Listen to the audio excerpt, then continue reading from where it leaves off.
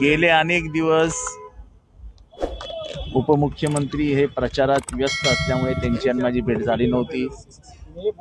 अनेक कामं पेंडिंग आहेत आणि ते पेंडिंग कामांसंबंधी त्यांची मी भेट घ्यायला आलो होतो आणि भेट झाली.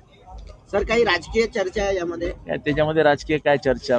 पेंडिंग कामं, मतदारसंघ याबाबत काही निर्णय घ्यायचे होते, ते निर्णय घ्यावेत आणि लवकरात लवकर घ्यावेत यासाठी चर्चा करण्यासाठी म्हणून मी त्यांच्याकडे आलो. या अगोदर देखील भेटी घेतल्या होत्या. अनेक पेंडिंग कामं आहेत, निधी संदर्भातल्या पाहिलं तर अनेक पेंडिंग कामं. कळवा विधानसभेतले अनेक कामं रखडलेली आहेत निधी अभावी. या निधी संदर्भात काही ठोस पावलं उचलणार अशी काही आश्वासनं दिलेली आहेत का? आता उचलली जातील, आता 100% उचलली जातील.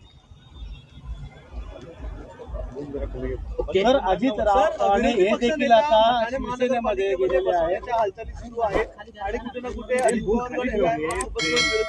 बसवणार आहे. काय वाटतं आपल्याला? महापौर जो निर्णय देतील त्याच्यावर विरोधी पक्ष बसतात. आपल्या पक्षाकडे 12 नगरसेवक आहेत. काय वाटतं? ते अजून काय त्याच्यावर विचार सुद्धा केलेला नाही. पण विरोधी पक्षनेता कोण असेल महापालिकेत? कारण तुम्ही या ठिकाणी अजून काय त्याच्यावरती चर्चा नाही, निर्णय नाही. जर दोन्ही राष्ट्रवादी एकत्र आल्या तर विरोधी पक्षनेता कुणाकडे? आत्याबाईला मिशा असत्या तर काका म्हटलं असतं. याच्यावरती राजकारण चालत नाही.